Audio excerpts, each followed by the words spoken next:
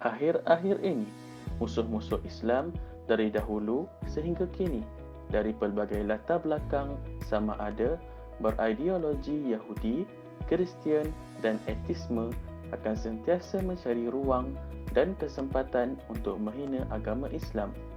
Sejarah tidak pernah terlupa merakamkan bagaimana agama ini diserang dari pelbagai sudut oleh musuh-musuhnya. Sebagai contoh, sebuah akhbar mingguan Perancis, Charlie Hebdo, yang kerap kali memaparkan di dalam akhbarnya penghinaan terhadap syariah Islam dengan memaparkan kartunis Nabi Muhammad sallallahu alaihi wasallam sebagai seorang yang gilakan seks. Akhbar ini berulang-ulang kali memaparkan hal tersebut dan mendapat pelbagai ancaman dari pelbagai pihak. Persoalannya, adakah benar dakwaan tersebut? Video ini akan berkongsikan rakaman sejarah bahawa bukan semata-mata Islam mensyariatkan amalan perkahwinan ramai atau poligami, akan tetapi agama Yahudi dan Kristian telah mendahului pengamalan tersebut. Amalan berpoligami. Para pengkaji sejarah ketamadunan manusia menyatakan bahawa amalan berpoligami dalam pelbagai cara telah berlaku pada peringkat awal lipatan sejarah. Mereka mendapati hal tersebut bermula apabila terdapat sebilangan besar para wanita yang menjadi tawanan perang, lalu mereka diambil oleh golongan-golongan pembesar dan kaya raya untuk dijadikan sebagai khodam dan sebagai suatu kebanggaan. Demikian juga, ia dijadikan suatu pemilikan kepada raja-raja dan pembesar-pembesar, dan ada yang dinikahi dan ada pula yang dijadikan sebagai gundi, iaitu isteri tidak rasmi atau juga dipanggil sebagai perempuan simpanan. Poligami dan agama Yahudi. Di dalam Taurat, poligami ialah satu amalan yang diharuskan. Apa yang menarik di dalam agama Yahudi dalam hal ini adalah keharusan berpoligami dibenarkan tanpa menetapkan had yang tertentu. Di dalam Taurat mengisahkan bagaimana para nabi berpoligami tanpa dibataskan dengan jumlah tertentu. Di dalam Old Testament, Third Book of Kings, chapter 11 ada menyatakan yang bermaksud, dan dia, Nabi Sulaiman, mempunyai 700 isteri sebagai permaisuri dan 300 gundik dan mereka yang memalingkan hatinya. Di dalam kenyataan ini membuktikan Nabi Sulaiman alaihi salam memiliki sebilangan besar wanita di dalam jagaannya dan membuktikan juga bahawa amalan poligami telah wujud sebelum agama Islam. Di dalam sistem perkahwinan Yahudi, seorang isteri yang berzina dianggap telah melakukan jenayah besar dan akan dihukum bunuh. Perkara ini berterusan zaman berzaman sehinggalah para rabai terkemudian melarang amalan poligami tersebut. Apa yang menarik selepas itu, Undang-Undang Kekeluargaan Yahudi menetapkan bagi lelaki Yahudi untuk mengikat perjanjian agar tidak berpoligami. Poligami dalam agama Kristian. Nabi Isa alaihi salam diutuskan untuk menyempurnakan syariat Nabi Musa alaihi salam.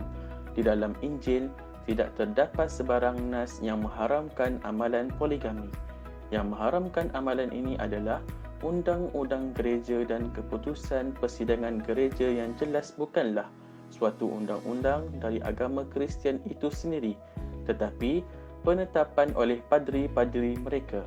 Bahkan, apa yang pelik, larangan ini hanya tertakluk kepada pengikut-pengikut bawahan, tidak kepada raja-raja dan pembesar-pembesar Kristian. Sebagai contoh, King of Ireland, iaitu Kiamat yang memiliki 2 isteri, dan King Frederick II juga memiliki 2 isteri atas persetujuan pihak gereja. Hal ini menunjukkan pihak gereja ada ketikanya membenarkan poligami dan ada ketikanya tidak membenarkan. Poligami dalam agama Islam. Agama Islam tidak melarang seseorang untuk berpoligami. Malahan, keharusan tersebut bukanlah secara mutlak tanpa panduan.